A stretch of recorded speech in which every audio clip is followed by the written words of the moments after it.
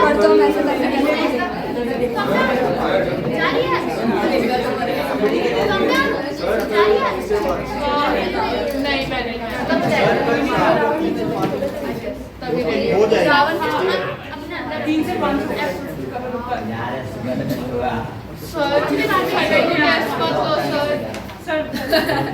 Sir आप 6 घंटे की क्लास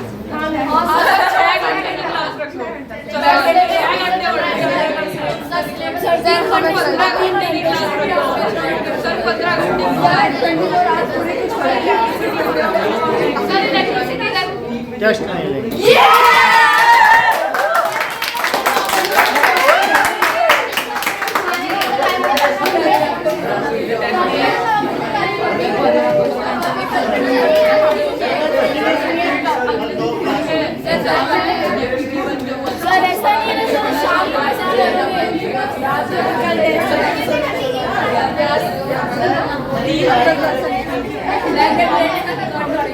सर पर आपको अभी तक इलेक्ट्रिसिटी बढ़ाना है पूरा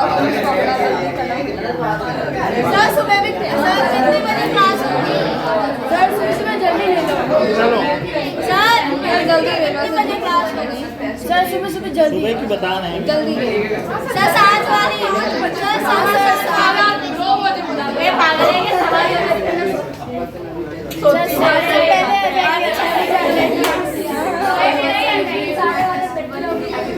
सर संडे हर रोज मत होइयो पर हमने वैसे छोड़े नहीं देखी आज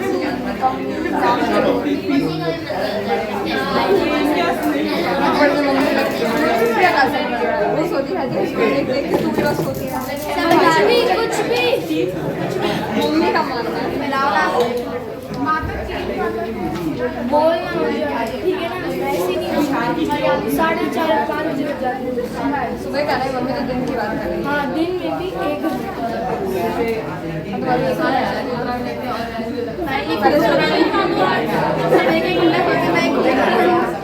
रुको जरा, इंटेक्स्ट क्वेश्चन निकालो। 119 Okay, now keep quiet. What is the difference between reflex action and walking? So reflex action Saturday is a rapid automatic response to a stimulus. इस reflex action क्या है? Rapid है और automatic response, prepared response. Is rapid automatic response बात ना करें to stimulus, ठीक है? Which is not under the voluntary control of brain, और इसे ब्रेन गाइड नहीं करता। वॉलंटरी कंट्रोल नहीं है ना ब्रेन का, अपने आप ही हो जाता है। आंख पे लाइट पड़ी, प्यूपिल का साइज छोटा हो गया, इसमें कोई वॉलंटरी कंट्रोल है? मिड ब्रेन क्या तो वो रिफ्लेक्स एक्शन के लिए which is not under voluntary control. Brain में वॉलंटरी एक्शंस भी होते हैं, इनवॉलंटरी एक्शन जैसे स्नीजिंग, कफिंग, उन सबको हिंड ब्रेन करता है। और इसी तरीके से स्नीजिंग, कफिंग रिफ्लेक्स एक्शंस हैं, और कुछ रिफ्लेक्स एक्शंस और भी हैं जैसे कि साइज ऑफ प्यूपिल छोटा होना, ये सब कुछ होता है, वो सब है। तो कुछ उसमें मिड ब्रेन करता है और कुछ हिंड ब्रेन करता है। तो वॉलंटरी कंट्रोल तो नहीं कर रहा ना, ये इनवॉलंटरी एक्शंस हैं, ऑटोनोमस सिस्टम है। कैसा है? Which is not under voluntary. जो स्पाइनल कॉर्ड काम कर रही है बस समझो वही काम ब्रेन भी कर रहा है ना। थिंकिंग प्रोसेस तो नहीं इन्वॉल्व है, फोर ब्रेन तो नहीं इन्वॉल्व है। So which is not under voluntary control of brain. This process involves no thinking. इसमें कोई thinking की जरूरत है? This action, ये जो एक्शन है बाईपास करता है, किसको बाईपास करता है? Bypass the complex process of thinking. ये सोचने की जटिल प्रक्रिया को ही बाईपास कर देता है। Bypass the complex process of thinking. ये तो बात हुई रिफ्लेक्स एक्शन की। अब बात आती है वॉकिंग की। So walking is voluntary action. So walking is voluntary action which involves ये thinking by brain, involves thinking by brain, ठीक है, and central nervous system, central nervous system जिसमें कौन कौन है, brain and spinal cord, brain and spinal cord. कई बार ये भी हाँ ऑर्डर दिया जाता है इस हाथ को ऊपर उठाओ, इसको कम उठाओ, ब्रिस्क वॉकिंग होती है, स्लो वॉकिंग होती है, तो सब कुछ पूरी बॉडी का सारा सिस्टम इसमें इन्वॉल्व होता है। Is involve in this process, is involve in this process. Second question देखें कि what happens at the synapse between two neurons. तो ये हम लोगों ने बता दिया था कि किस तरीके से केमिकल मैसेंजर जो कि न्यूरोट्रांसमीटर हैं वो रिलीज किए जाते हैं नर्व एंडिंग के द्वारा, और the same is picked up by the receptors at the dendritic end of other nerve and again converted into electrical impulse and then that electric impulse carry on in the same direction, है ना। तो इस तरीके से चलता रहता है। ये पूरा सिनेप्स में जो भी होता है वो हमने आपको बता दिया ना। थर्ड क्वेश्चन देखो, तो ये तो कवर्ड हो गया। Next is which part of brain maintains posture and equilibrium of body? Cerebellum. तो वो प्रिसीजन के लिए है। हाउ डू वी, अब इसके बाद व्हाट, फोर्थ क्वेश्चन अभी हम लोग देखेंगे। तो फोर्थ क्वेश्चन में हम अगरबत्ती की स्मेल कैसे करते हैं? When vapors reaches to our nostrils, या when aroma of incense stick, when aroma, सुगंध, aroma of incense stick reaches to our nostrils, तो जब ये उसकी खुशबू हमारे नथुनों में जाती है तो क्या होता है? reaches to our nostril, then जो हमारी नोज है तो उसमें कौन सी मसल्स होती हैं, मतलब nerves, all factory nerves. So receptors detect it, ठीक है। रिसेप्टर का मतलब है ऑल फैक्ट्री नर्व्स। रिसेप्टर कौन है यहाँ पर? All factory nerves.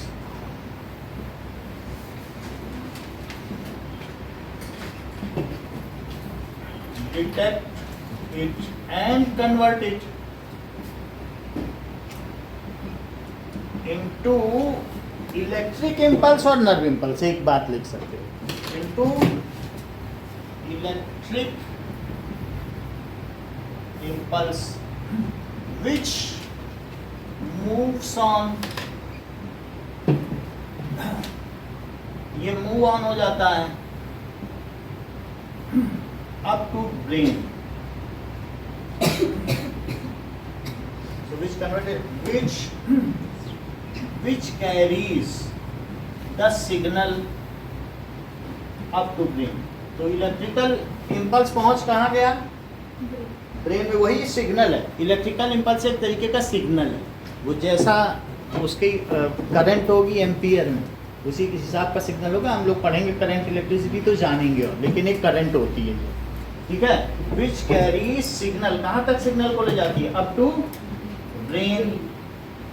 In association area the signal is analysed and it is detected as aroma of incense stick, और वहाँ ये पहचान लिया जाता है कि ये है। So in association area of brain it is detected and उसको डिटेक्ट किया जाएगा and processed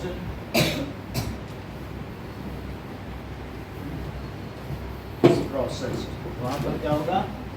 processed and detected या रिकॉग्नाइज्ड एज एरोमा। हाँ लिख सकते हो, association area of forebrain, detected as aroma of incense stick.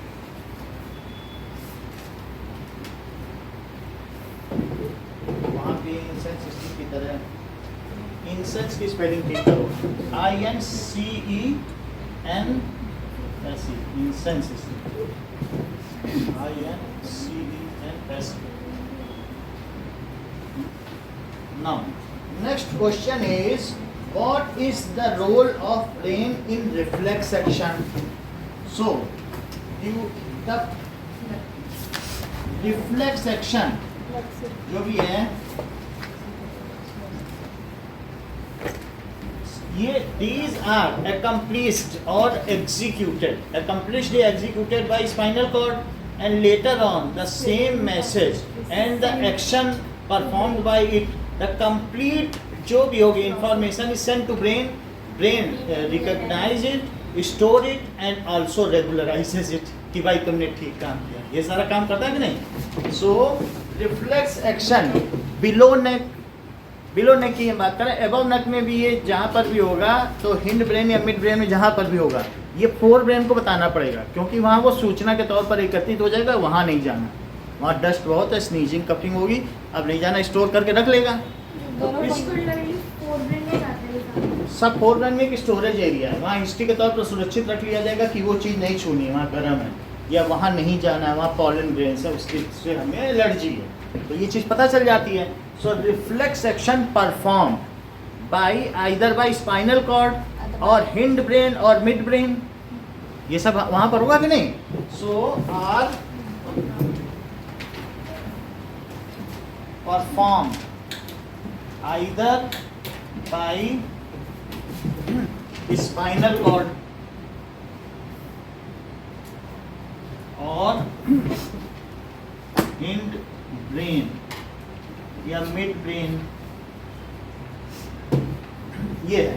These are autonomous response, autonomous rapid response to stimuli, है ना, which bypasses the thoughtful action, यही सब होता है ना, अपने आप ही तो होता है। Which is autonomous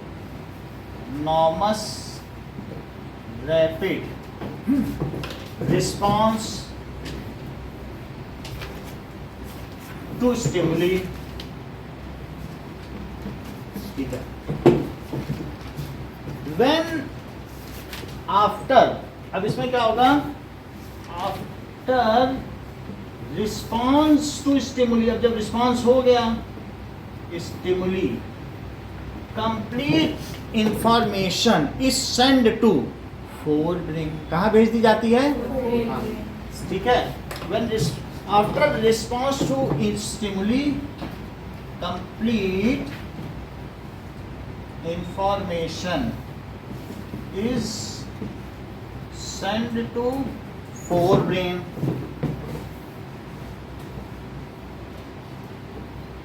Forebrain regularizes, notice it, regularizes it and store it also for further manipulation.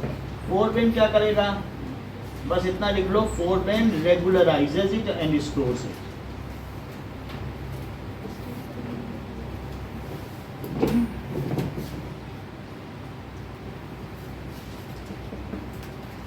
अब देखिए, मैंने आपको बताया था कि जो कंट्रोल एंड कोऑर्डिनेशन है, एंड कोऑर्डिनेशन इन एनिमल्स, ये दो तरीके का है। एक हमने बताया आपको, और एक नर्वस है और दूसरा है हार्मोनल। अब नर्वस में भी दो है, एक पेरिफेरल नर्वस सिस्टम और एक है सेंट्रल नर्वस सिस्टम। अब इसमें सेंसरी न्यूरॉन्स और मोटर न्यूरॉन्स आएंगे, जबकि सेंट्रल में रिले न्यूरॉन्स आएंगे। इसमें कौन कौन आएगा? Sensory and motor. और इनमें कौन आते हैं? देखो ब्रेन भी आएगा और ब्रेन के अंतर्गत रिले न्यूरॉन्स होंगे, स्पाइनल कॉर्ड होगी और रिले न्यूरॉन होंगे या इंटर न्यूरॉन, रिले न्यूरॉन। अच्छा, आपकी बुक में कुछ अलग तरीके से है, पहले ये पढ़ाया गया है, फिर प्लांट हार्मोन बताया गया, फिर इस पे आए, हम भी उसी ऑर्डर में चलेंगे। तो ये सबसे लास्ट में दिया, हम भी लास्ट में ही पढ़ेंगे। पहले ब्रेन हमने पढ़ लिया, तो पहले हमने इसका नर्वस सिस्टम पढ़ लिया, अब हम प्लांट के बारे में पढ़ने जाए। लास्ट में ये है, तो प्लांट के बारे में पढ़ने से हमें हार्मोन्स का हल्का फुल्का आइडिया हो जाता है, फिर हम जटिल प्रोसेस में जाएंगे तो हमें फ़ायदा होगा, क्योंकि एनिमल में थोड़ा सा हार्मोनल सिस्टम और कॉम्प्लेक्स हो जाता है। तो हमें प्लांट का हार्मोन एक सिंपल है और बहुत लाइट प्रोसेस है, तो उसे कंप्लीट कर लेते हैं, फिर चैप्टर के अंत में चलेंगे। तो अब ये चीज़ हो गई। हार्मोनल हम देख लेंगे बाद में, एंडोक्राइन या एक्सोक्राइन है। तो एंडोक्राइन हमने ये बताया था कि जो ब्लड में अपना है ना, और अदर देन ब्लड जैसे फूड में करें तो उसको क्या कहेंगे? बहिश्रावी तंत्र। और ये एक्सोक्राइन, और ये अंतःश्रावी है, ब्लड में करते हैं। और ये कैसा है? बहिश्रावी, जो अदर देन ब्लड करें, in blood other than blood, in blood जो जूस सेक्रीट किए जाएं, और ये है other than blood. However this we will see later on, and we switch over to plant control and coordination system. अब देखिए,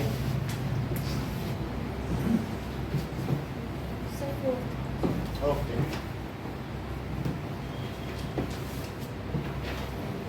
now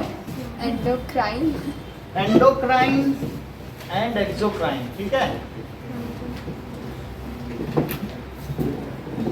तो कोऑर्डिनेशन इन प्लांट, अब ठीक अगला देखो, वो सीधा स्विच ओवर करते हैं प्लांट में, तो हम भी कर जाते हैं, नकल करना ठीक रहता है।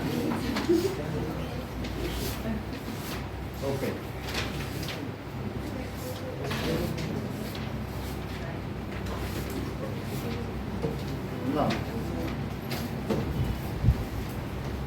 Coordination in plant.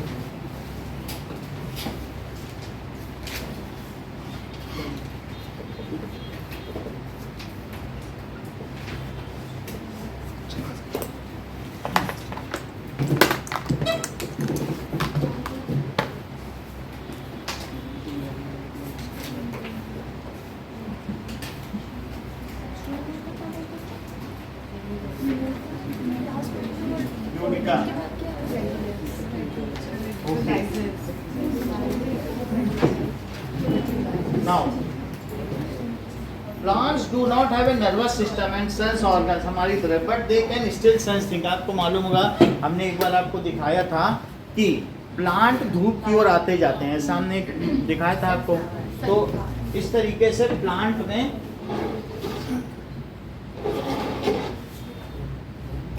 Okay, so plant can, वो क्या कर सकते हैं?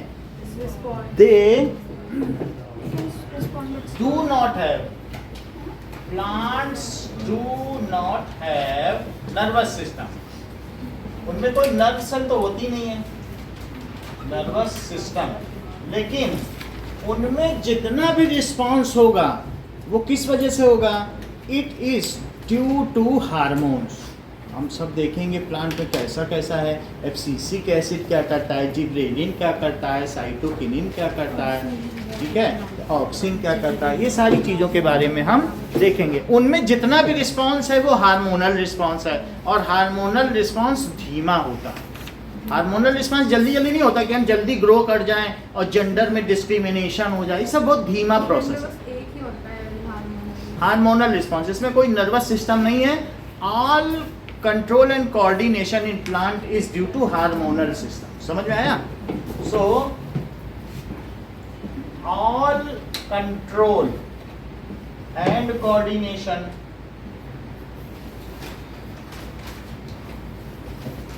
is due to hormonal system.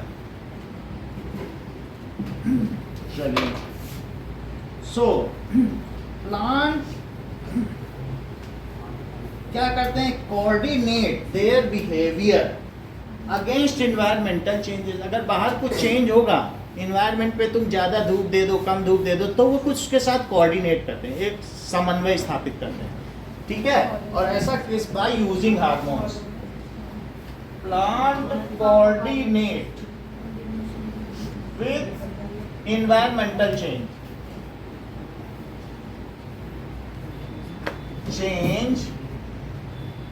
by using hormone. Way hormone कौन कौन से हैं, दैट इज ऑक्सिन, ठीक है, cytokinin, gibberellin and abscisic acid. तो प्लांट इन हार्मोन्स, इनके बारे में हम धीरे धीरे पढ़ेंगे। Auxin, auxin, cytokinin, gibberellin and abscisic acid, ये 4 तरीके के प्लांट हार्मोन होते हैं जो इनमें ये काम कराएंगे। साइटोकिनिन, ठीक है, ओके। जिबरेलिन में आई आएगा और double B,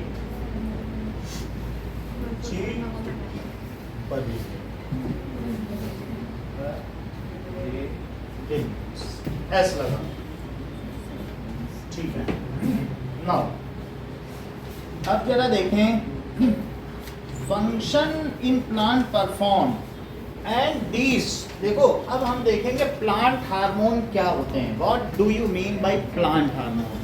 so the function of control and coordination in plants are controlled by some chemicals। ये किसके द्वारा कंट्रोल होते हैं, these chemicals are known as plant hormones। यही तो वे प्लांट हार्मोन हैं। functions of control and coordination, क्या लिखोगे, देखो कंट्रोल एंड, सर ये साइटोकिनिन और बोलो, अलग अलग है, सब अलग अलग है। देखो control and coordination in plants are, coordination in plant क्या लिखोगे, coordination in plants are controlled by, इसके द्वारा ये नियंत्रित किए जाते हैं, controlled by some chemicals, these chemicals are called plant hormone। Plant, sir abscisic acid और एब्सिसिक एसिड है, ठीक है। तो यही प्लांट हार्मोन जिनकी हम बात कर रहे हैं, यही चारों ऊपर लिखे हैं। हार्मोन की स्पेलिंग हर जगह हार्मोन है ना, वो करो, और भी कहीं लिखा है सर हर जगह तो बता दिए तो हम भी ठीक हो जाएं, ठीक है। एक 9th की लड़की थी, हम सेपरेशन की स्पेलिंग गलत लिखते थे, उसने टोक टोक के ठीक करा दिया, हम कभी भी गलत नहीं। ओके, नाउ वैसे सर वो पहला वाला क्या है, यही है, मतलब सब हार्मोनल सिस्टम है। और वो हार्मोन्स कौन से हैं, वो प्लांट हार्मोन है। कोई पूछे बताओ प्लांट हार्मोन क्या कहते हैं, जो कोऑर्डिनेशन को कंट्रोल करे वे प्लांट हार्मोन है। जैसे प्लांट्स में कोऑर्डिनेशन जो होता है वो कुछ केमिकल के द्वारा होता है, these are called plant hormones and their name is this. So वो पहला वाला क्या लिखा है, साइटोकिनिन के पहले ऑक्सिन। अब जरा देखो कि अब प्लांट में कई तरीके के कोऑर्डिनेशन होते हैं। सो जैसे क्या होता है कि डॉर्मेंसी का टूटना, डॉर्मेंसी का मतलब है प्रसुप्तावस्था, बीज सोया हुआ रहता है। हिटलर के जमाने का बीज है, when it gets the correct environment, humidity and darkness. Humidity भी, हीट भी चाहिए, ठंडी में नहीं, हीट थोड़ा मिलना चाहिए, वार्मथ। तब बीज में से क्या हो जाता है, जर्मिनेशन, उसमें से प्लांटलेट्स निकलती है और फिर उसके बाद प्लांट निकल आएगा। तो क्या इसको कहते हैं ब्रेकिंग ऑफ डॉर्मेंसी। आप समझो हिटलर के ज़माने के 300 साल पुराने बीज जो घड़े में लोगों ने रखे थे और चिट्ठी छोड़ दी थी कि बीज ले लेना लेकिन मेरी चिट्ठी पढ़ लेना, ज्यूज ने मरने से पहले कि मेरे साथ इसने क्या अत्याचार किया है, तो लोगों ने जब वो घड़ी ज़मीन में से फोड़ फोड़ के निकाले तो चिट्ठी पढ़ के हैरान हो गए कि कैसे लोग मारे गए हैं। और लेकिन उन सीड को जब जर्मिनेट किया गया तो वो जर्मिनेट हुए, यानी उनका 60% जर्मिनेशन रेट था, यानी 300 साल तक भी सीड रखा गया, खराब नहीं हुआ। तो इसका मतलब है कि सीड की जो डॉर्मेंसी है, डॉर्मेंसी का मतलब सोयापना, तो वो तब तक सोया रहेगा जब तक it does not gate a suitable environment. When it get warmth and moisture and darkness, then it germinates. Germinate हो जाता है। कितने भी पुराने होगा उसको सूटेबल कंडीशन में तो पहुंच जाएगा। हाँ, एक होता है, इनमें है शैतान एफसीसी एसिड। ये क्या करेगा कि किसी भी चीज को विल्टिंग ऑफ लीव्स, नाम इसी को लेना कि यही है शैतान एफसीसी एसिड। हम ये देखेंगे, ये दोनों अच्छे हैं और फिर ये वाला खराब। तो अब हम सबके वर्क देखने जा रहे हैं, समझ आई बात कि नहीं? एक है, फिर से समझो, एक होता है कि ओपनिंग ऑफ स्टोमेटा, एक होता है नहीं बंद हो जाओ, अंदर हो, बंद हो जाओ, क्लोजिंग ऑफ स्टोमेटा। रात होते ही क्या उनमें कुछ किसी भी तरीके का ट्रांसपिरेशन चाहिए, तो ओपनिंग कौन कराएगा? इन्हीं दोनों में से क्लोजिंग वो करा देगा। विल्टिंग ऑफ लीव्स कौन कराएगा? FCC acid. इसी तरीके से फ्रूट का राइपनिंग, तो ये सब हम देखेंगे क्या होगा। इसी तरीके से maintaining of dormancy and breaking of dormancy. Maintenance of dormancy समझते हो, जैसे सोया पड़ा रहे कुंभकर्ण की तरह, that is maintenance of dormancy. और जग जाए, जर्मिनेट कर जाए, तो that is breaking of dormancy. तो वो सब हम केस देखें, ये सारे इनके एक्शंस हैं। और किसी किसी में ग्रोथ भी होती है, ग्रोथ इन प्लांट है। क्या आपको मालूम है, ये जितने भी सनफ्लावर के वो जैसे जैसे सूर्य जाएगा वैसे वैसे चाहे पूरा खेत ही क्यों ना हो, एक साथ सारे कैसे मूव कर जाएंगे, इस तरीके से सारे सनफ्लावर्स देखो एक ही तरफ। इससे क्या पता चलता है? उधर ही सूरज है, तो दे आर, ठीक है। तो ये भी हम देखेंगे क्या, वही तो आगे देखने वाले।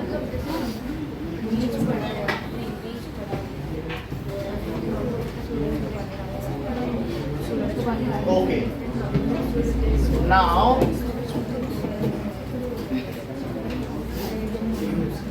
so let us see auxin. अब कुछ चीजें हम लोग लिख लें कि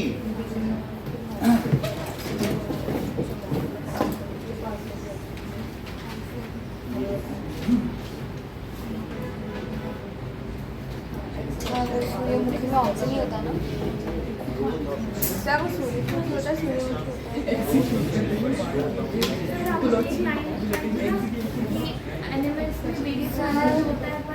देखो कुछ चीजें हैं, अब इधर देखो, बात नहीं करो। That is cell enlargement. Cell बढ़ेगा, अगर सेल एनलार्जमेंट हुआ फिर क्या होगा बोलो? सेल डिफरेंशिएशन भी होगा क्या? Cell differentiation. और फिर क्या होगा? सेल का डिफरेंशिएशन भी होगा, और फिर उसके बाद क्या? सेल का रिप्रोडक्शन भी होगा। बोलो, कई चीजें हो सकती हैं कि नहीं? सो इसलिए सेल डिवीजन होगा, सेल का डिवीजन होगा। इसके अलावा और भी कुछ हो सकता है कि नाउ सेल डिफरेंशिएशन हो जाएगा। अब डॉर्मेंसी है, डॉर्मेंसी का क्या हो सकता है? ब्रेकिंग और मेंटेनेंस। डॉर्मेंसी मेंटेन भी कोई कर सकता है और दूसरा कौन कर सकता है? ब्रेकिंग भी कर सकता है। अब कुछ चीजें हैं कि बीज को वैसा ही बनाए रखना उसके कोड के साथ, तो दैट इज मेंटेनेंस। इसके अलावा कुछ और भी चीजें हैं, जैसे कि अब इसके अलावा देखो कि स्टोमेटा खुल भी सकता है और बंद भी हो सकता है। तो स्टोमेटा ओपनिंग कौन कराएगा और क्लोजिंग कौन कराएगा? इसी तरीके से जो लीव्स हैं वो उसकी एजिंग कि जल्दी झड़ जाए, तो उस विल्टिंग ऑफ लीव्स, तो ये सब ये हो सकता है। अब जरा देखिए, दैट इज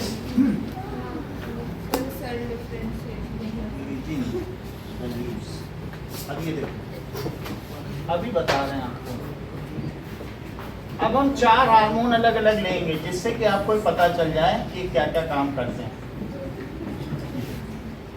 इसी तरीके से और भी कोई काम होगा तो यहाँ पर ले लें। अब हम बात कर रहे हैं ऑक्सिन की। ऑक्सिन क्या है? ये प्लांट हार्मोन है, प्लांट हार्मोन। अब जरा देखो, प्लांट हार्मोन, ऑक्सिन क्या काम करेगा? देखिए, auxin is growth hormone.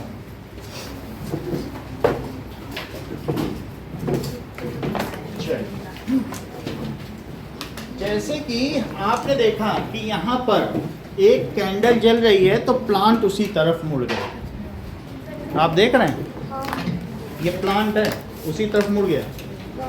Candle जल रही है तो प्लांट की ग्रोथ क्या लाइट की तरफ होगी, तो इसके लिए ऑक्सीजन जिम्मेदार है। दिखाई पड़ा ये देखो, देखा प्लांट का एक शूट है, तो प्लांट के शूट देखो मुड़ गई कैंडल की तरफ। ऊपर शूट है, ऊपर सबसे ऊपर का टिप ऑफ शूट। आप देखें कि ऑक्सीजन का क्या काम है, इधर देखो, that is these are growth hormones. Oxygen क्या है? It is growth hormone. अब जरा देखो, दिस इज ग्रोथ हार्मोन, ठीक है कि नहीं?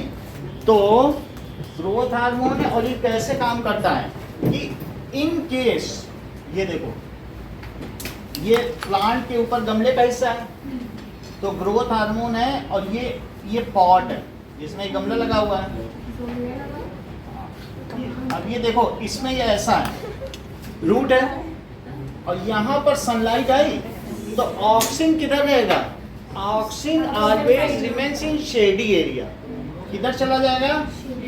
शेडी एरिया में चला जाएगा, यहाँ पर। और इसको अंधेरा चाहिए तो इसको किधर आ जाना चाहिए? In this case, in roots it comes towards light, और in stems it goes away from light. दोनों जगह अलग अलग नेचर है। फिर से समझो, अभी समझ में आ जाएगा। ये ऑक्सीजन है, रूट में इसका अलग एक्शन हो जाता है। अब जैसे धूप पड़ रही है तो धूप ऐसे भी आएगी, ऐसे भी आएगी, और ऐसे भी आएगी, ऐसे भी आएगी, रूट पे भी तो आएगी। अब सुनो, देखो, बात करते रहोगे, अभी दो लाइन क्या लास्ट बोली बताओ, वो बता देगा तुमको। बोलो, वही है कि तुम अभी फ्रिज में डाल रहे हो समोसा, फिर ओवन में डाल रहे हो, है ना? या तो पता हो पहले से। तो हमने क्या बताया? Oxygen is plant hormone, it is growth hormone. जरा देखो, अगले ही पल जब ये पार्ट अब ज्यादा बढ़ जाएगा, ये नहीं बढ़ पाएगा, तो ये अगर बढ़ गया तो क्या ये ऐसे हो जाएगा? देखो कौन सा पार्ट ज्यादा बढ़ा, यही तो ग्रोथ हार्मोन था। तो क्या ये सूरजमुखी का फूल, ये हमने आपको दिखाया था कि कैंडल इसकी तरफ चली गई, तो बोलो ये अब आ गया नहीं प्लांट धूप की तरफ, और रूट में कौन सा पोर्शन ज्यादा बढ़ेगा?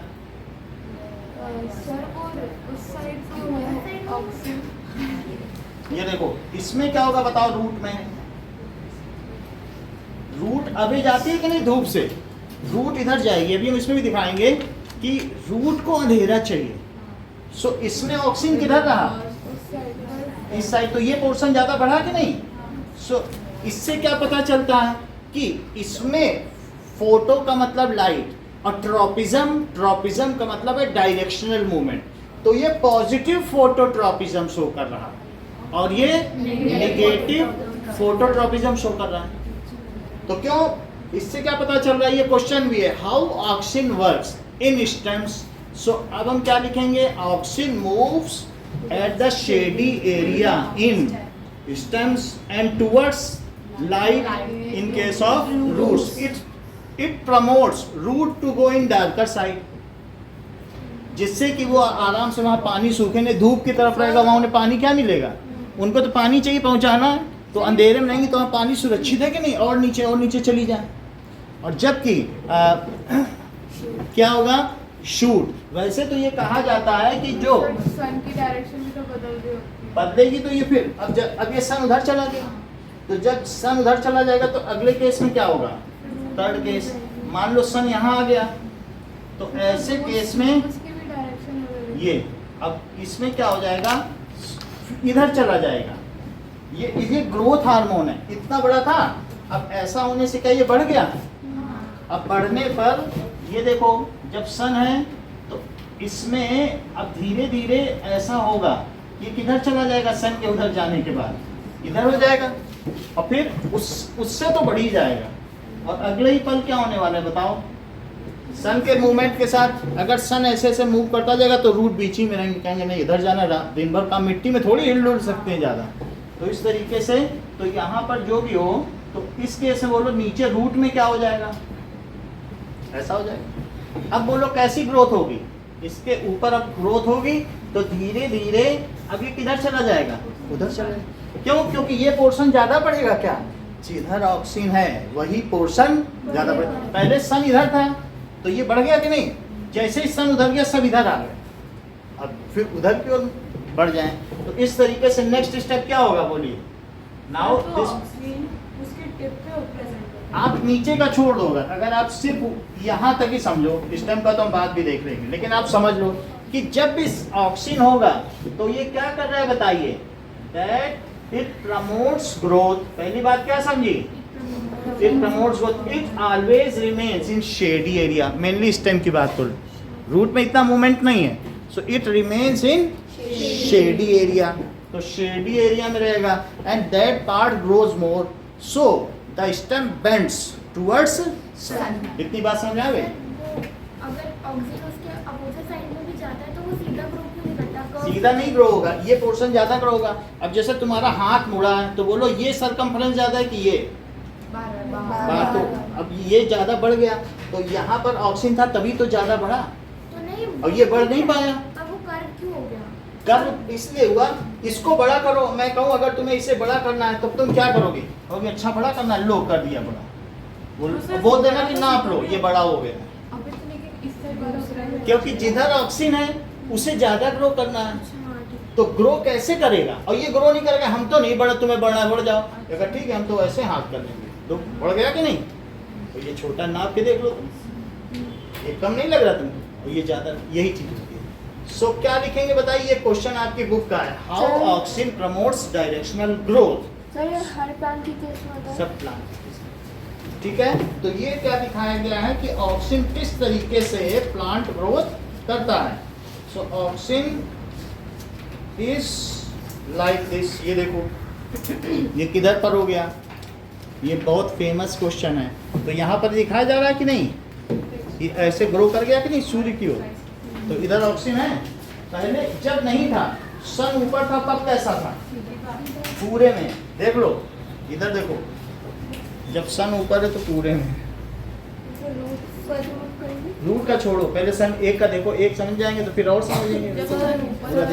ऊपर है तो फिर सारी जगह, तब सब जगह कोई कहीं जा नहीं सकता, तो एक साइड हो गया कि नहीं, सन ऊपर है तो पूरे में है, और जैसे इधर गया तो छिप गया, तो क्या वो पार्ट ग्रो नहीं कर गया, देखिए सन ऊपर है तो पूरे में है, फिर इधर चला गया, और इधर जाने के ग्रो हुआ कि नहीं, एक ज्यादा हो गया, सन ऊपर है और पूरे में ऑक्सीजन डॉट डॉट, फिर इधर आ गया, ये छिप गया, इधर शेडी रीजन उधर जाएगा तो उधर चला जाएगा, देख रहा है,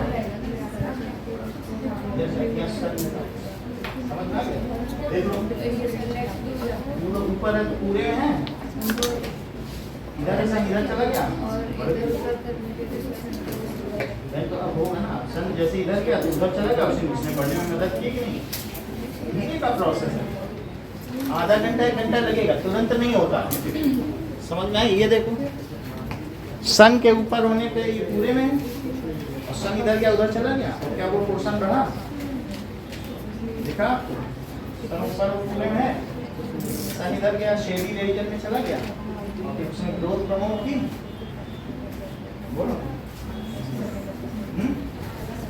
समझ में आएगा, सन ऊपर तो पूरे में आप, फिर इधर आया सन इधर चला गया, ग्रोथ हुई, सन ऊपर पूरे में, सन इधर शिफ्ट होकर शेड में चला गया, जब ये ग्रो करेगा तो सन इधर चला जाएगा, निकलेगा क्योंकि वो ऑक्सीन नहीं। चलो अब हम इसको कैसे लिखें? सो इन सबको ज्यादा नहीं लिखना है, बस इतना ही तुम्हें दिखाना है, ये पोर्शन नहीं करना है किसान इधर से उधर। तो एक तुम्हें दिखाना है, सुनो 3 फिगर बनाने हैं, सुन लो।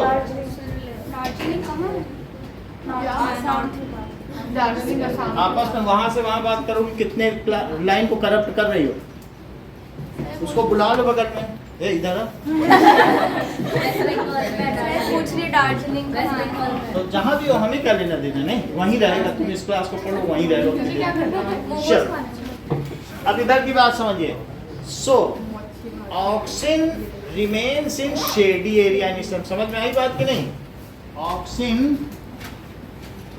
रिमेन्स इन, देखो बात मत करो, in shady area, remains in shady area. So and that part moves more than the other part. Shady area में है, इसे लिख लो oxygen. So that part grows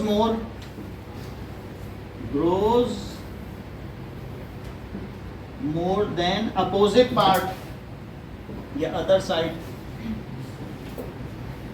of stem. So stem क्या हो जाएगा? bends towards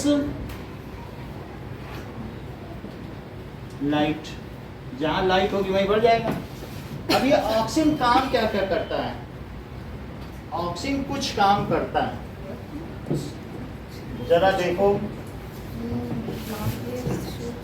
What are the works performed by it? सिर्फ इतना तुम्हें जानना चाहिए कि ऑक्सीन एक ग्रोथ हार्मोन है, इससे ज्यादा तुम्हें कुछ नहीं जानना चाहिए। अब देखो ये क्या क्या काम कर रहा है। So it is for cell enlargement, ये क्या क्या काम कर रहा है?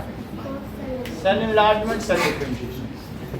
सो इट, जैसे शुरू में सेल बड़े होंगे, अब ये मेरिस्टेमेटिक है, इनसे कहा चलो आधे जो है इनमें से पेरेंट, फिर मेरिस्टेमेटिक से पेरेंकाइमा बने, कुछ ऐसे हो गए।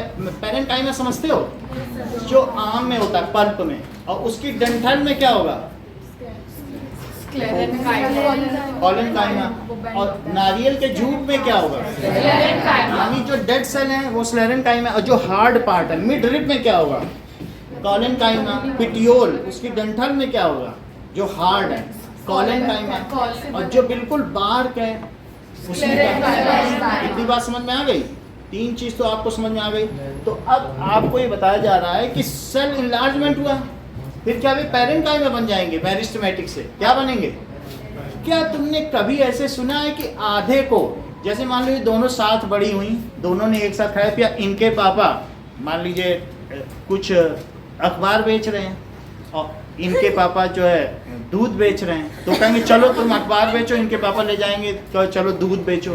तो आधे पेरेंकाइमा को बोल दिया जाइलम ने कि जाइलम पेरेंकाइमा बनो, उसी कैम्बियम में बीच में, और आधे ने फ्लोएम ने ले लिया, चलो तुम हमारे साथ काम करो, खाना पहुंचाओ। एक साथ ही थे दोनों, लेकिन डिफरेंशिएशन हो गया कि नहीं? आधे किसके साथ चले गए? जाइलम, बीच में कैम्बियम होता है, जाइलम और फ्लोएम के बीच वेस्कुलर बंडल में क्या होता है? ये तो आपको मालूम है कि बाहर की ओर वेस्कुलर बंडल में देखा जाए तो कौन होता है? बोलो, फ्लोएम। और अंदर कौन होता है? और बीच में क्या है? कैम्बियम। किसका बना है? बोलो अंशिका, फिर क्या सुन रही हो? किसका बना है? पेरेंकाइमा का। आधे पेरेंकाइमा इधर ले लिए गए, आधे उधर।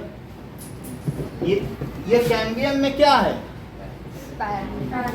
ये है कैम्बियम। तो कैम्बियम में शुरू में जो होता है मेरिस्टेमेटिक टिश्यू होती है, शुरू में पढ़ा था कि नहीं?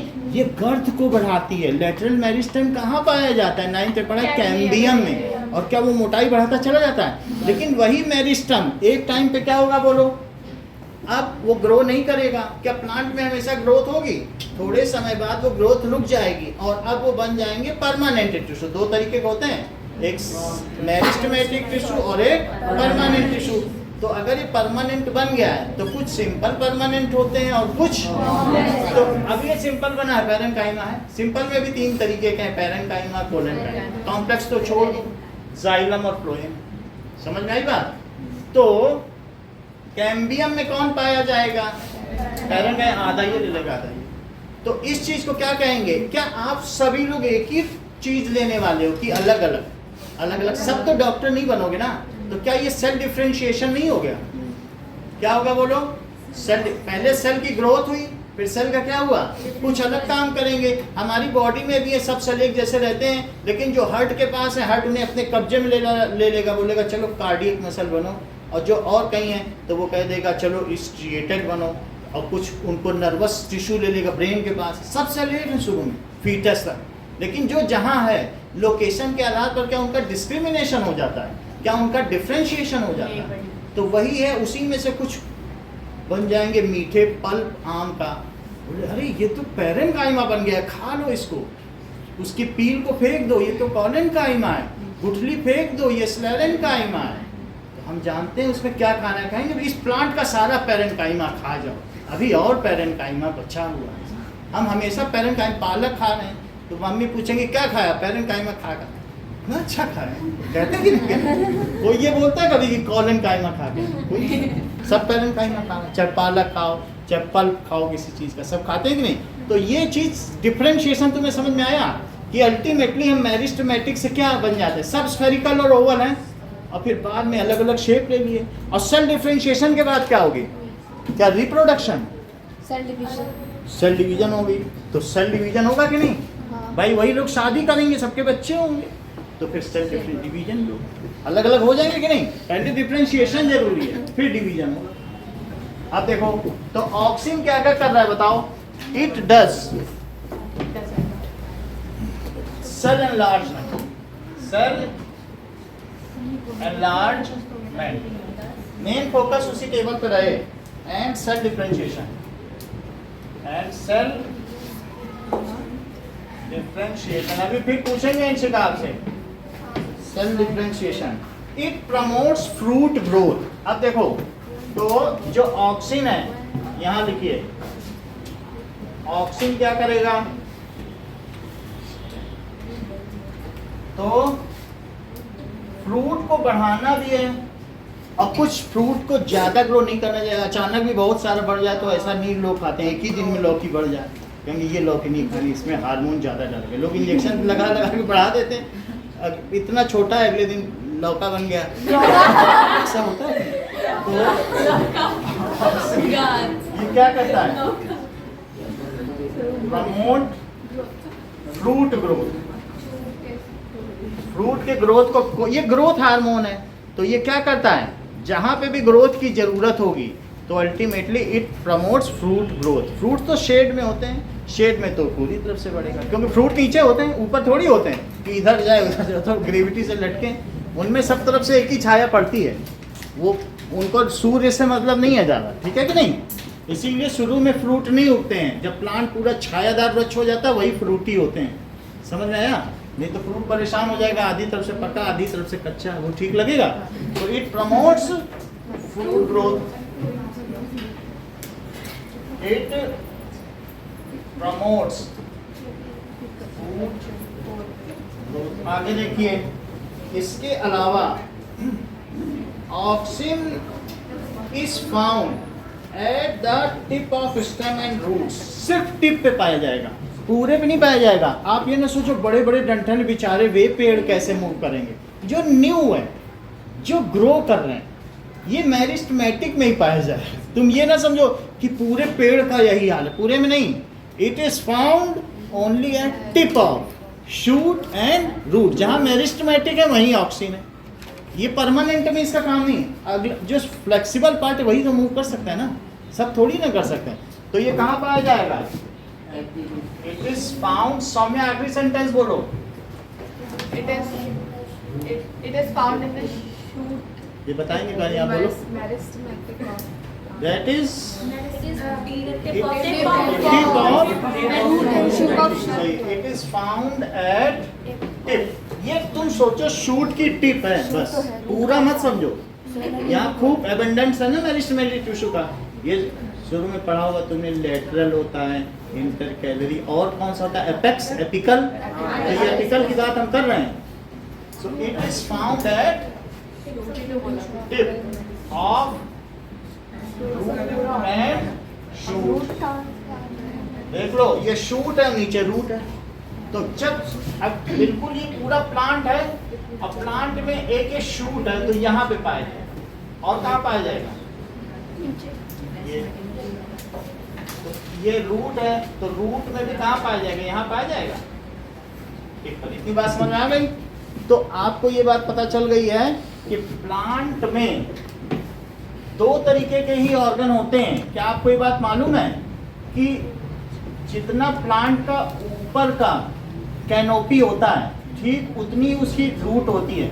यानी अगर आप जितना देख रहे हो प्लांट ऊपर गया ही है, इतने ही मीटर नीचे है हमेशा। ये रूल है किसी प्लांट के लिए कि what ever is the area of canopy, जितनी कैनोपी है उतना ही नीचे होगा, तभी वो प्लांट सुरक्षित है। सिर्फ इंडिगो नील की खेती में ऐसा नहीं है, वो अगर 1 मीटर है तो 3 मीटर नीचे है, तभी उसने वहां की जमीन बंजर कर डाली। हिस्ट्री में देखा था ना इंडिगो में, और उसको जड़ के साथ उखाड़ना पड़ता है। तो 3 मीटर की जड़ होगी, 1 मीटर उखाड़, मतलब वो ज्यादा उसको न्यूट्रिशन चाहिए।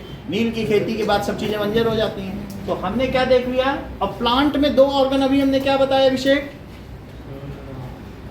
दैट इज स्टेम सिस्टम और रूट सिस्टम, यही इसके 2 अंग हैं, और कोई अंग नहीं है। प्लांट में कौन से 2 ऑर्गन है, स्टेम सिस्टम और रूट सिस्टम। चलो, तो ये सेल एनलार्जमेंट करता है और कहाँ पाया जाता है, tip of root and shoot. Auxin इसके 2 हैं, ये लाइट से अवे रहता है, ठीक है। सो अब जरा देखो, auxin moves away from light. ये देखो, तो कहा था ना ऑक्सीजन में सेल डिवीजन भी होगा, हमने कभी नहीं कहा, दिखाया उधर। कहाँ, auxin moves away from light, away from light, और साथ में कितना करता है, मूव्स अवे फ्रॉम लाइट। और इसके बाद क्या है कि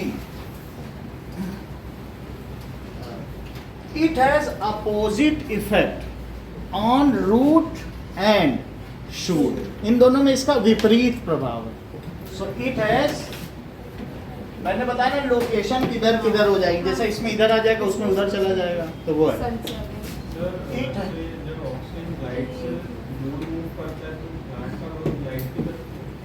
लाइन्स जब ये, अब ये पोर्शन इधर मूव कर गया, तो बोलो तुम्हें ऐसा लगता है कि जिधर ऑक्सीजन है वो पोर्शन ना ग्रो करे और दूसरा ग्रो कर जाए, ऐसा तुम चाहते हो ना कि ऑक्सीजन वाला क्या, हम तो सिकुड़े रहेंगे, इतने रहेंगे, तुम्हें मूव करना, मूव करना नहीं। ये कह रहे हैं कि ऐसा होना चाहिए कि ऑक्सीजन जहाँ हो वो बढ़े ना, और जिधर ऑक्सीजन नहीं है वो बढ़े। ऐसा हो सकता है? ऑक्सीजन ही तो ग्रोथ करा रहा है, फ्रूट को बड़ा कर रहा है, तो मूव कर गया अवे, और इसी वजह से पार्ट ग्रो कर गया। सर लाइट की, सुनो, सनलाइट यहाँ है, सनलाइट इधर है, तो इसे कहाँ जाना चाहिए, अवे फ्रॉम लाइट चला गया। अब बताओ ये पोर्शन लंबा होगा कि ये, तुम ये बताओ, एक ये है और एक ये है, इस सर्कल का अर्थ बड़ा की है, तो बस इसको मिला तो हो गया। किसका मूवमेंट ज्यादा हुआ, इस ये ज्यादा तुम बड़ा मान रहे हो कि ये? सर ऑक्सीजन होता कहाँ है ये बताओ। ऑक्सीजन ये है, दिखाया, ठीक है, ये टिप ही है। अच्छा सर, हाँ, ये सिर्फ टिप की बात कर रहे हैं, जस्ट एपेक्स का टिप, वो मूव किया।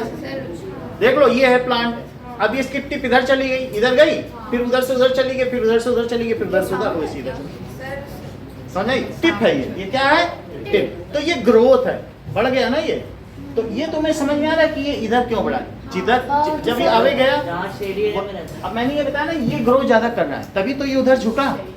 बात समझ में आ गई? तो फिर से देखो, ये बहुत इंपॉर्टेंट क्वेश्चन है, तो इसमें समय लग जाए, लेकिन तुम समझ लो पहले। ये चीज समझ में आई कि ग्रो ज्यादा कर गया, तो यहाँ लिख लो ग्रोज मोर। तो गया तो लाइट की तरफ है ना, से दूर थोड़ी। कहाँ गया लाइट? लाइट शेड में गया। धूप इधर पड़ रही है तो इधर ऑक्सीजन है कि इधर है? अपने पीछे वाला बोला है ऑक्सीजन, तो शेड में है कि नहीं? अब वो बढ़ गई। हाँ तो बढ़ा तो धूप की तरफ गया ना। इतना वो नहीं परहेज की धूप की तरफ गया, चलो थोड़ा नीचे कर लो, अब तो सही है। ऐसा तुम्हें सन ये है तो इधर ही तो है, उधर कहाँ गया? डायरेक्शन जो है वो तो डायरेक्शन छोड़ो, जो पोर्शन में वो बढ़ेगा कि नहीं? अगर बढ़ेगा तो किधर की ओर कर्व रहेगा? सीधी बात है। ये पोर्शन ज्यादा बड़ा कैसे कर सकती हो बताओ? ऐसे कर्व करके कर सकती हो कि ऐसे कर्व करके कि ये रहे ऐसे और ये बड़ा हो जाए, ऐसा कर सकती हो? तो उसे कहाँ कर्व होना चाहिए? नेचुरली है। फिर अपनी पोजीशन एडजस्ट कर लेगा, धूप इधर पड़ी हट के नीचे चला जाएगा। बात समझ में आई कि नहीं? ऑक्सीजन नीचे जाएगा, शेड में रहेगा, शेड जहाँ जहाँ। सन ऐसे घूमता है इसलिए प्लांट सीधा होता है। और फिर धीरे धीरे ग्रोथ हार्मोन है, फिर थोड़ा 1 सेंटीमीटर बढ़ गया, फिर सन अगले दिन आएगा फिर 1 सेंटीमीटर बढ़ जाएगा, उसको तो बढ़ना है ना। तो बढ़ते बढ़ते ऐसे ऐसे चलते चलते नहीं अब है पेड़ तो सीधा ऐसे ही होगा ना, रोज 1-1 सेंटीमीटर बढ़ेगा। अभी बताओ, ये हाथ ज्यादा बड़ा होगा, अंदर वाला कम होगा। ऑक्सीजन इधर ही है, ये जो डार्क पोर्शन है यही ऑक्सीजन है। तो अब जरा देखो, ये बढ़ गया, ये ऑक्सीजन हो गया, और फिर जैसे बढ़ेगा फिर सन आएगा तो फिर इधर चला जाएगा। तो ऑक्सीजन अपनी पोजीशन चेंज करता रहेगा, फिर सन जब उधर जाएगा तो इधर आ जाएगा, फिर उसकी टिप और बढ़ जाएगी, फिर उधर चला जाएगा तो फिर उधर चला जाएगा, फिर ऐसे ही तो बढ़ते हैं प्लांट। और कैसे बढ़ते हैं? नहीं, रोज सूरजमुखी 1-1 सेंटीमीटर बढ़ता है। बोलो, नहीं समझ आई? चलो ठीक है, अब इसको फिर से समझेंगे, ठीक है? कुछ समझ में आया कि नहीं? ये सिर्फ टिप पर है, हमने लिख दिया oxygen moves away from light, it is found at tip of root and tip of root and shoot पे पाया जाता है। और ये क्या होता है बताइए? Moves away from light and that area grows more, so the plant tip bends towards light, that area किधर ऑक्सीजन गया वो ज्यादा बढ़ गया ना। So it has opposite effect on stem and root, उनके लिए इनका अपोजिट इफेक्ट है। अब जरा देखो, मतलब है ऑक्सीजन स्टेम में तो ग्रोथ को प्रमोट करता है, बट रूट में ये ग्रोथ को स्लो डाउन कर देता है। बात समझ में आई? कि फिर से समझो, कह रहा है, अब इसको फिर से समझे, it promotes growth in stem but slows down, इस चीज को फिर से समझे, in slows down growth in root. अब इस चीज को एक बार और समझें, ये तुमने शूट का समझ लिया है, अब रूट का देखो। रूट में ये कह रहा है इन रूट्स, ये रूट है, तो रूट में ये मान लो रूट है, ठीक है, और ये सन है, सन में भी अब ये डायग्राम बनाओ, इसमें भी ये शेडी रीजन में ही रहेगा, जहां रहता है। किधर रहना चाहता है? बोलो, it found at shady region away from light है, लेकिन क्या रूट में ऐसा होने से क्या इस पोर्शन को वो स्लो डाउन कर देगा growth? It slows down growth. तो अगर ये न ग्रो करे, ये ग्रो कर जाए, बोलो ये किधर बेंड करेगा? बोलो, मान लीजिए तो ये ऑक्सीजन है और ये क्या करेगा बताओ? रूट में स्लो डाउन क्या कर देगा? Slow down growth. तो अब बोलो अगली स्थिति क्या होने वाली है? ये तो नहीं बढ़ा और ये हिस्सा बढ़ गया, तो बोलो क्या होगा? ये नहीं बढ़ रहा है, ये बढ़ रहा है, तो क्या ऐसी बेंडिंग हो जाएगी? ये कौन सा आपको ज्यादा कर्व लग रहा है? ये ज्यादा नहीं लग रहा है, सो दैट मीन्स इस तरीके से सो रूट्स, यहाँ क्या लिखें? So roots move away from light and shows negative phototropism. ये क्या शो कर रही हैं? क्योंकि अवे जा रही। अब उसमें क्या देखा था स्टेम में? स्टेम के नीचे लिख दो पॉजिटिव फोटोट्रोपिज्म। वो रूट की तरफ जा रही है, मतलब स्टेम किधर जा रही थी? सन की तरफ। तो स्टेम में क्या हुआ? पॉजिटिव फोटोट्रोपिज्म का मतलब है डायरेक्शनल मूवमेंट। ट्रोपिज्म क्या होता है अभी हम आगे बता देंगे। तो ये क्या कर रहा है बताओ? स्टेम पॉजिटिव, जो उधर जाए, ठीक है, पॉजिटिव फोटोट्रोपिज्म, और जो अपोजिट जाए तो ये क्या दिखाया गया? स्टेडी पार्ट में रहेगा, लिखो रूट्स मूव स्लो डाउन कर देगा, लिख लिया। It slows down growth in root, और वो स्लो ये नहीं बढ़ पाया, दूसरा वाला बढ़ गया, तो इस वजह से क्या हुआ, roots move away from light. Oxygen हाँ, किस तरफ कर रहा है वो ये बताएगा कि पॉजिटिव है कि नेगेटिव है। अगर धूप से दूर चला गया। अच्छा, तुमने ये कभी देखा है कि मान लीजिए प्लांट में अलग अलग चीजें हैं, ये तो तुमने देख लिया, ऐसे पानी की तरफ रूट बढ़ती है कि नहीं बढ़ती? बढ़ती है। तो वो पॉजिटिव हाइड्रोट्रोपिज्म। और इस टाइम पानी की तरफ बढ़ेगा कि नहीं बढ़ेगा? कुछ नहीं शो करेगा, उसे पानी से कोई लेना, तो नो हाइड्रोट्रोपिज्म, पानी से उसका कोई लेना देना। स्लो डाउन रूट में अपोजिट इफेक्ट है, तो प्लांट के ऊपर की ग्रोथ बढ़ाता है, मेनली ये ग्रोथ हार्मोन का। सेल देखो क्या क्या काम कर रहा है, इसका काम क्या है, सेल को बड़ा करेगा, ग्रोथ हार्मोन हुआ, और प्रमोट फ्रूट ग्रोथ, तो भी क्या ये ग्रोथ हार्मोन नहीं हुआ? तो हम अपने मतलब की चीज देखेंगे, हमें रूट से क्या लेना देना नहीं। हम लोग देखते हैं भाई फ्रूट बड़ा कर रहा है, पेड़ को बड़ा कर रहा है हमारे, तो ग्रोथ हार्मोन हम बोलेंगे। जमीन के अंदर की चीज नहीं देखी जाएगी उसके बेसिस पर, ये ग्रोथ हार्मोन हुआ। रूट में इसका अलग इफेक्ट है, ठीक है। सो आपको सिर्फ ये 3 चीज याद रखनी, जितनी लिखाई हैं उनमें वो स्टेम वाला इंपॉर्टेंट है, वो 3 नंबर का क्वेश्चन है। बट रूट का कोई पूछता नहीं, हमने आपको पूरा बता दिया कि रूट में भी रहेगा बट स्लो डाउन करेगा। ओके, अब नेक्स्ट क्या देखें, जिबरेलिन देखो, that is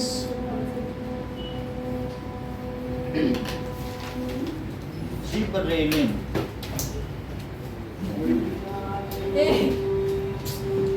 gibberellin plant hormones हैं, it promotes cell enlargement and cell differentiation. वो उसका सहयोगी है, इसकी सेक्रेटरी है। समझ लो इन दोनों में खास अंतर नहीं है। देखो जिबरेलिन्स, ठीक है,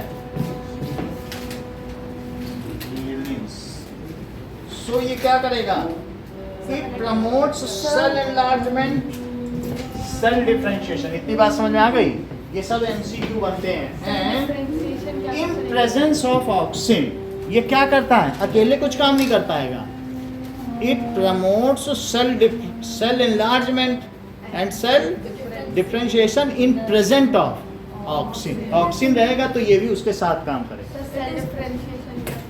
सेल डिफरेंशिएशन, जैसे मान लो सेल पहले एक जैसे, सभी बच्चे तुम जाओगे ना जहाँ पैदा होते हैं, तुम पहचान ही नहीं पाओगे कि तुम्हारा बच्चा कौन है।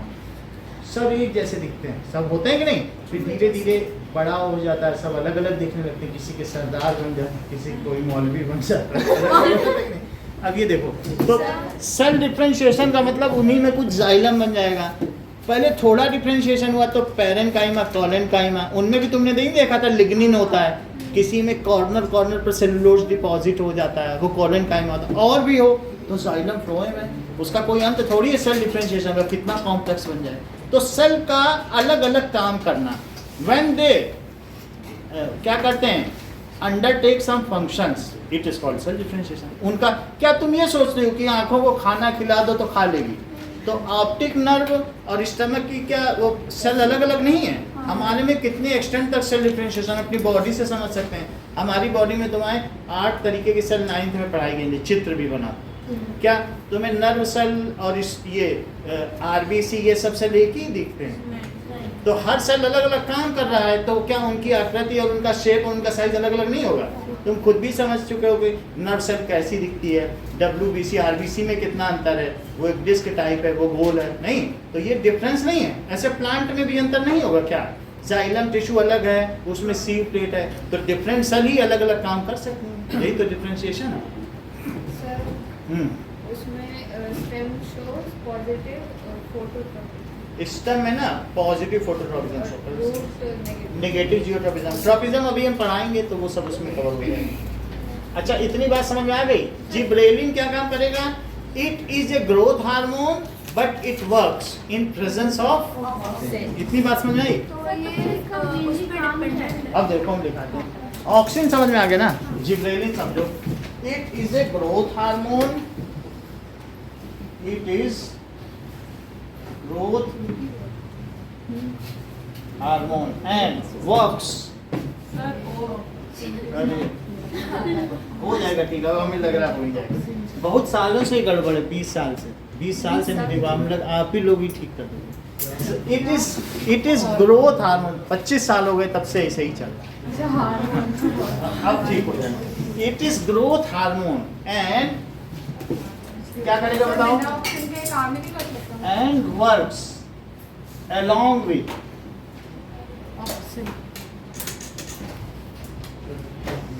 ऑक्सिन। अब इसका क्या क्या काम है जरा देखो। It helps in cell enlargement. It helps in cell को बड़ा करना, cell enlargement, cell differentiation,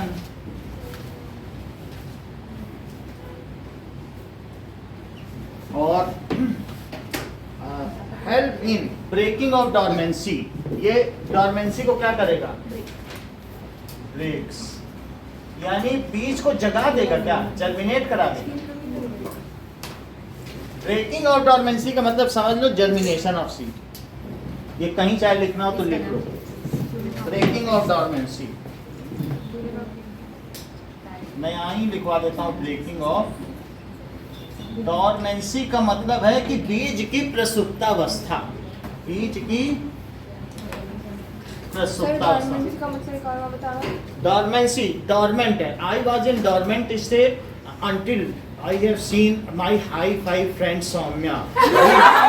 She was going to Akash and she is doing anything to meet the Akash and Patal. So I came out from dormancy and now became germinated to proliferate. ऐसा होगा क्या? Breaking of dormancy का मतलब germination of seed. समझ में आ गई? ये सोयापना, सोना, that is sleeping of seed, है ना? तो ब्रेकिंग ऑफ डॉर्मेंसी का मतलब है जर्मिनेशन ऑक्सीजन भी तो ऑफ सीड। इतनी बात समझ आ गई? तो ऑक्सीजन भी तो हैं? बोलो। ऑक्सीजन का डॉर्मेंसी से कोई रोल नहीं है। ऑक्सीजन का कुछ नहीं है डॉर्मेंसी से रोल। तो अब तुम्हें समझ में आ गया? हाँ। कि she was going to Akash and I am going to पाताल। मैं पाताल में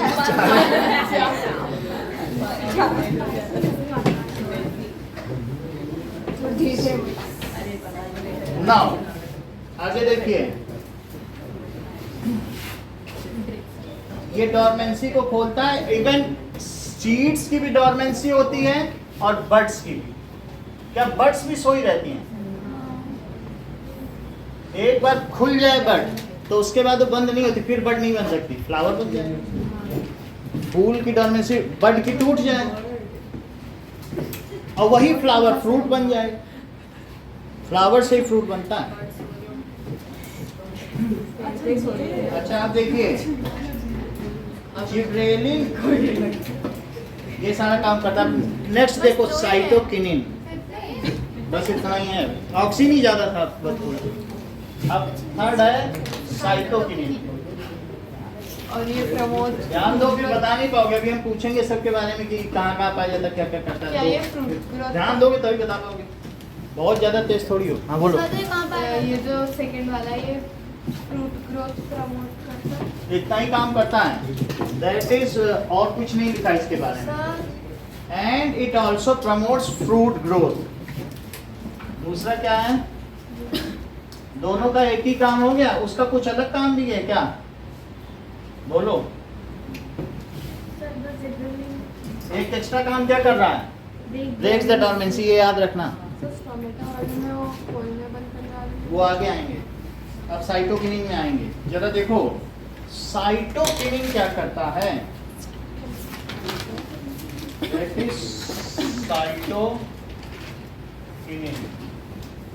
cytokinin promote cell division. Cell division, ये कोशिका का विभाजन करता है।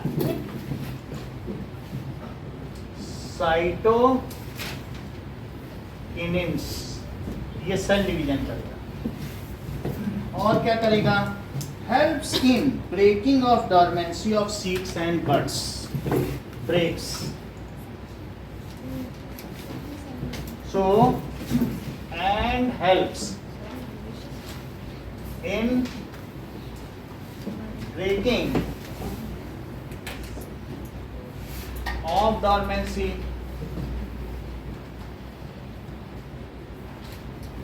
of seeds and buds। ब्रोमिल डॉर्मेंसी का क्या मतलब? बोलो,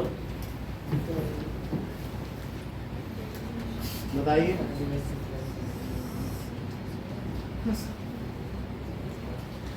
मीन्स उसका जो सीड कोट है, it is intact, that means that seed is dormant. Dormant का मतलब क्या है कि उसमें जैसे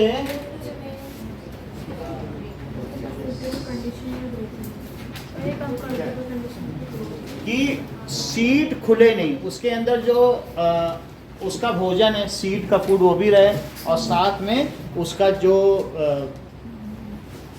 जाइगोट है, दैट एम्ब्रियो भी रहे, और साथ में उसका फूड भी रहे, और उसका सीड कोट मेंटेन रहे, जैसा सीड है वैसे ही रहे, तो उसको क्या कहेंगे? डॉर्मेंसी कहेंगे। लेकिन अगर उसको सही मौसम में सब कुछ दिया जाए, आप देखते नहीं हो कुछ लोग अंकुरित चने और दालें खाते हैं पानी में डाल के, तो वही उसकी डॉर्मेंसी तो ब्रेक कर रहे हैं। अगर तुमने दाल को अंकुरित कर दिया तो क्या उसकी डॉर्मेंसी ब्रेक नहीं करती? और अगर जमीन में डाल दो तो को पेड़ लग जाए या उसकी शर्ब्स आ जाए। अब जरा देखो, next is they delay in ageing of leaves, और इनका काम है it promotes opening of stomata. Stomata का क्या काम है? दैट मीन्स ट्रांसपिरेशन होगा, तो स्टोमेटा कहीं है, तो अब थर्ड में लिखो साइटोकिनिन। तो ये स्टोमेटा को क्या करता है? ओपन्स एंड अच्छा काम भी करता है, लीफ को बूढ़ा नहीं होने देता। Also promote fruit growth, fruit को भी बढ़ाएगा। ये तीनों ही यही काम करेगा, तो ये फ्रूट ग्रोथ को प्रमोट करेगा। यहाँ लिख दो फ्रूट ग्रोथ, तो ये तीनों ही प्रमोट कर रहे हैं क्या? Fruit growth. हाँ, और ये एक और काम है, डिलेज एजिंग ऑफ लीफ। कुछ एक्स्ट्रा है तो अलग से लिख लो, डिले एजिंग ऑफ लीव्स। नई पत्तियां नई बनी रहती हैं, और इतना ही इसका काम है। और फ्रूट ग्रोथ भी कर रहा है क्या? प्रमोट कर रहा है फ्रूट ग्रोथ को। अच्छा, अब देखिए फ्रूट ग्रोथ है तो ये अलाउ कर रहा है, और ये आखिरी वाला नहीं करेगा। चलो, अब और क्या कर रहा है? Delay the ageing of leaves, it delays. जो इसका काम है ठीक उसका उल्टा काम लिखोगे तो अगला हो जाएगा, और कुछ नहीं। दो के तो तुम्हें समझ में आ गए, ऑक्सिन और जिब्रेलिन के सेल एनलार्जमेंट, सेल डिवीजन और फ्रूट ग्रोथ, तीन ही तो हैं। सेल एनलार्जमेंट, सेल डिफरेंशिएशन और फ्रूट ग्रोथ, यही तो दो। पहले दो के क्या काम बताओ? सेल एनलार्जमेंट, सेल डिफरेंशिएशन और फ्रूट ग्रोथ। इसका एक एक्स्ट्रा काम बताया, दैट इज डॉर्मेंसी को तोड़ना। अब बताओ, साइटोकिनिन भी डॉर्मेंसी को तोड़ेगा क्या? साइटोकिनिन सेल एनलार्जमेंट या सेल ग्रोथ करेगा? डिफरेंस नहीं करेगा। वो क्या करेगा? जब बड़ा हो गया डिवाइड होना। डिवीजन में बहुत कुछ करना होता है, दैट इज हम लोग क्यों कहते हैं कि साइटोकिनेसिस, कैरियोकिनेसिस, क्योंकि डिवीजन में इसी का नाम, तो इसीलिए किनेसिस वर्ड है। नहीं सुना है? किनेसिस का मतलब टूटना, तो इसके नाम में किनेसिस का मतलब ही टूटना है। क्यों कहते हो कि पहले कैरियोकिनेसिस होती, कैरियन न्यूक्लियस को कहते हो कि नहीं? तभी तो यूकैरियोटिक प्रोकैरियोटिक वर्ड आया है। और कैरियन अगर टूट जाए, दो न्यूक्लियस बन जाए, तो क्या उसे कैरियोकिनेसिस नहीं कहते? तो उसी से तो है साइटोकिनिन, तो किनिन से वर्ड आया। किनेसिस का मतलब ही है टूटना। किनेसिस हम बहुत पहले से ही पढ़ रहे हैं, साइटोकिनेसिस, कैरियोकिनेसिस। चल हाँ बोलो। ऑक्सीजन और जिब्रेलिन जो है वो डिवीजन नहीं कर सकते, ग्रोथ हो रही है, और जब डिवीजन का टाइम आया, डिवीजन एक अलग प्रोसेस है, उसमें सब चीज़ों का बंटवारा होगा, अलग अलग है, डीएनए खुलेगा, that is entirely different process. उस वही तो रिप्रोडक्शन है, सेल डिवीजन ही तो रिप्रोडक्शन है। उसे कौन करा रहा? साइटोकिनेसिस। बढ़ाना अलग बात है, बढ़ाने में तो क्या है, सेल को ग्लूकोज मिलता जाए, सबका साइज बढ़ता जाए। एक सेल से 2 सेल बनाना तो बिल्कुल इंटायरली डिफरेंट प्रोसेस है, कितना कॉम्प्लेक्स प्रोसेस है। तो उसके लिए कोई एक अलग चाहिए कि नहीं, किनेसिस करने के लिए। उसके नाम पे क्या पड़ गया? साइटोकिनिन, नाम ही है उसका। किनिन का मतलब ही है किनेसिस। और क्या हो गया? चौथा क्या है? दैट इज एफसीसी कैसे। और तुम्हें मालूम है कि अमीबा कभी मरता है? भाई 1 से 2 सेल बन गया, 2 से 4 बन गए, मरा कौन? माँ नहीं 2 बेटी पैदा करनी, माँ समाप्त हो गई, एक माँ 2 बेटियों में हो गई, तो मदर इटसेल्फ कन्वर्ट्स। अगर ऐसा होता रहे तो क्या आप मुझे बताओ, क्या कभी पत्तियां बूढ़ी होंगी? हो ही नहीं सकती। और कह दो माँ से कि तुम माँ ही बनी रहो, बेटी ना बनो, वो बेचारी ऐसे ही बूढ़ी हो जाएगी। तो चौथे का काम है वो डिवीजन को रोकेगा, तो माँ बूढ़ी नहीं हो जाएगी। एक है उसने बदल दिया, बोला नए नए पत्ते खोलो, डिवीजन करो, तो डिवीजन में कोई कभी बूढ़ा होता है? क्योंकि जो एक सेल है, वही जो पेरेंट सेल है, वही तो डॉटर सेल में बदल जाते हैं। सेल में आपने देखा ना, एक बाइनरी फिजन देखा है कि नहीं? हम आगे भी देखेंगे। एक सेल से 2 सेल का बनना क्या कहलाता है? तो बताओ, ऐसे में कभी कोई माँ ही नहीं रहेगी तो बूढ़ी कौन होगा? तो इस वजह से किनिन का क्या काम है कि पौधे को जवान बनाए रखना। और एब्सिसिक एसिड कहेगा नहीं, ग्रोथ मत करो, हर चीज को रोकेगा। ये क्या कर रहा है? डोरमेंसी को ब्रेक करेगा, वो कहेगा नहीं कुछ मत करो, स्टोमेटा तुम भी बंद हो जाओ, कुछ ग्रोथ मत करो। तो एब्सिसिक एसिड क्या काम करेगा? सब चीज बंद कर देगा, तो चीजें बूढ़ी हो जाएंगी। जापान की जापान में पहले 100 साल पर एक चांदी की तस्तरी मिलती थी, अब 100 साल से ऊपर इतने हो गए कि सरकार का भट्टा बैठ गया। सब 106 107 साल के हैं, बोले नहीं दे पाएंगे इतना भैया। तुम लोग चीनी भी नहीं खाते और नमक भी नहीं, सबकी उम्र बढ़ती चली जा रही है। 2 ही चीज उन्होंने छोड़ी।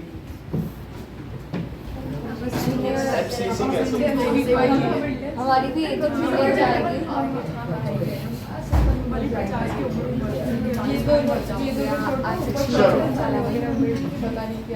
Which functions? ये abscisic acid acts as growth inhibitor, वो ग्रोथ प्रमोटर था। और ये क्या है? It acts as growth inhibitor. तो ये ग्रोथ इनहिबिटर की तरह कार्य करता है। अब जरा देखो क्या क्या काम कर सकता है। इट प्रमोट्स डोरमेंसी, चौथे का नाम लिखो, दैट इज एब्सिसिक एसिड। तो ये डोरमेंसी ब्रेक करता, और ये क्या करेगा? मेंटेन्स, डोरमेंसी को टूटने नहीं देगा। और क्या करेगा बोलो? तो इससे तो कोई लेना देना नहीं, जब मैंने ग्रोथ इनहिबिटर है तो it's this case is not the case, this is no case. फिर तो सेल डिवीजन करा ही नहीं पाएगा जब ग्रोथ ही नहीं होने देगा। भाई क्या ये सेल डिवीजन करा सकता है? ये सब कुछ रोक देगा, तो हम इसे क्यों बेकार में लिखें कि नहीं, जो करा रहा है वो लिखो। तो क्या करता है ग्रोथ इनहिबिटर? देखो क्या क्या कराता है। इट प्रमोट्स डोरमेंसी, उसकी भी जरूरत है, प्रमोट्स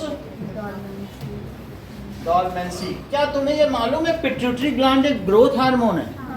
लेकिन आपको ये भी पता होना चाहिए कोई ऐसी चीज हो जो पिट्यूटरी ग्लैंड को ऐसा करने से रोक दे। अब न बढ़ाओ, वो हाइपोथैलेमस है, तो रोकना भी जरूरी नहीं, तो लंबा हो जाएगा और इसको फोड़ के ऊपर चला जाएगा, तो कैसे काम चलेगा? हर व्यक्ति जायंट हो जाए, गिगनेटिक व्यक्ति नहीं, प्लान तो अच्छा नहीं है ना। तो कोई भी चीज हाथ बढ़ता ही चला जाए, सर बढ़ता ही चला जाए, तो हम कह दे भाई अभी वो अंगूर उठा के लाए, लो अंगूर खाओ, तो अच्छा लगेगा? उसकी तो मेम्ब्रेन छोटी सी है, वो उतना नहीं कर पाए। तो इसलिए कोई रोकने वाला भी जरूरी है। हम लोगों में जो खाना चलता है, तुमको तो 4-5 ही बताए गए, लेकिन यहाँ 200 एंजाइम्स है जो स्विच ओवर होते हैं, स्विच ऑन स्विच ऑफ। एक अपना काम कर लेगा तो स्विच ऑफ भी है। ये थोड़ी है कि सलाइवेशन होता ही रहे अमाइलेज, तो ये तो नुकसान हो जाएगा हमारे। ऐसे ही सारा एंजाइम्स भी बहता रहे तो अच्छा लगेगा? नहीं अच्छा लगेगा कि बहुत सारा सलाइवेशन हो रहा है, इतना यूजफुल। तो इसलिए हमें एक ऐसा चीज जो स्विच ऑफ भी कर सके। तो स्विच ऑफ कौन कर रहा है बताओ? सब चीज को, जो भी चीज है। एब्सिसिक एसिड प्रमोट्स डोरमेंसी, सुप्तावस्था को बढ़ाता है। In seeds and buds, in seeds and buds. और क्या करेगा? It promotes closing of stomata. Stomata कहाँ है? तो उसको क्लोज कर देगा।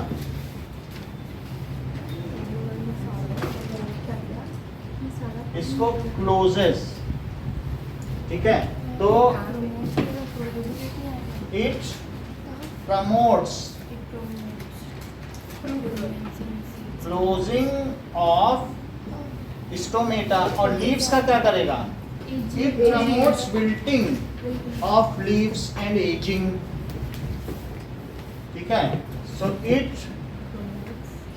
Promotes wilting of leaves. तो यहाँ पर ये डिले एजिंग करता है, जबकि ये क्या करता है? Promote ageing of leaves.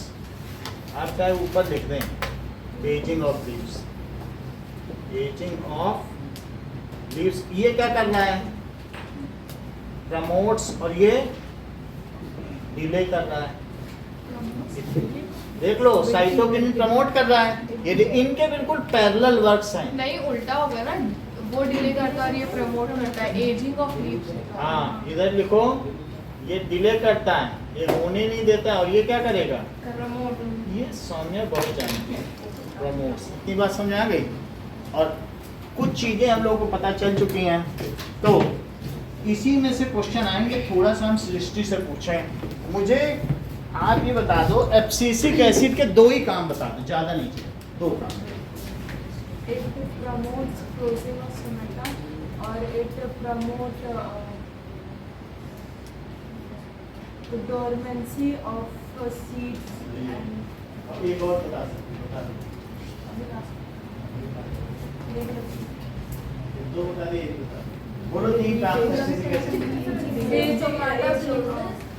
Dormancy is maintained by the abscisic acid and it maintains promotes the aging of leaves. हाँ, एजिंग ऑफ लीव्स, ये पूरी हो जाएंगी वेट करने। तीन काम बताओ साइटोकिनिन के। साइटोकिनिन प्रमोट्स और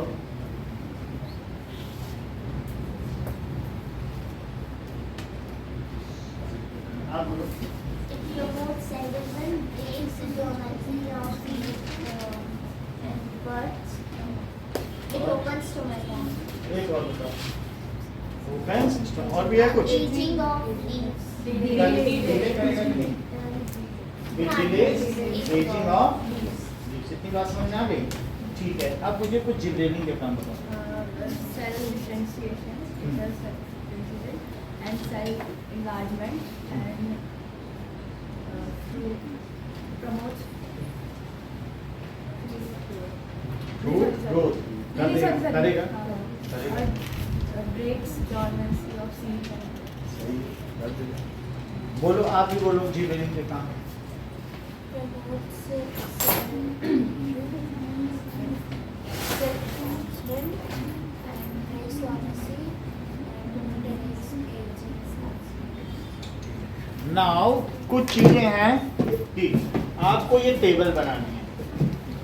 सर एक मिनट हटाना नहीं, बस टिक ये टिक और ये नीचे सब। काटा है?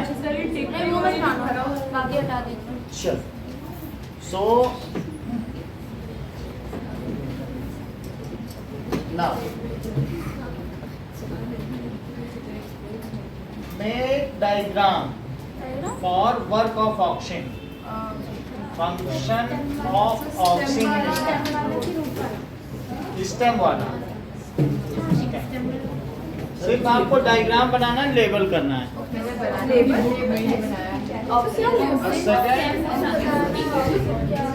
कैलकुलेट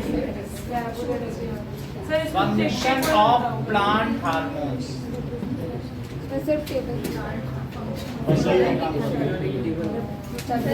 तो एक चित्र बनाओ, एक टेबल बनाओ। सर ये रहेंगे फर्स्ट वाले ने इसमें 3 फिगर बनाए थे कि सन ऊपर है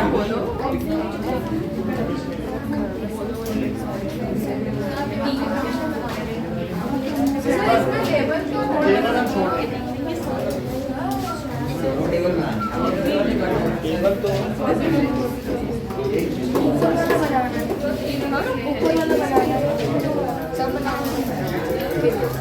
सर टेबल दोनों बनाए वो एक ही टेबल एक को बड़ा कर लो, 2 थोड़ी हमारे पास जगह नहीं थी।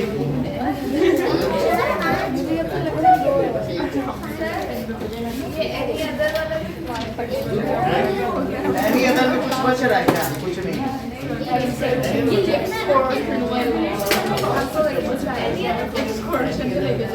हमने 2 इसके पार्ट बना लिए थे, शूट करो करें।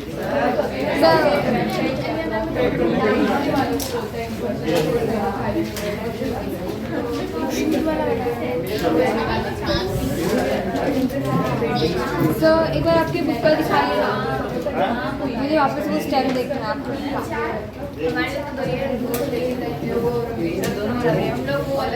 बनानी है।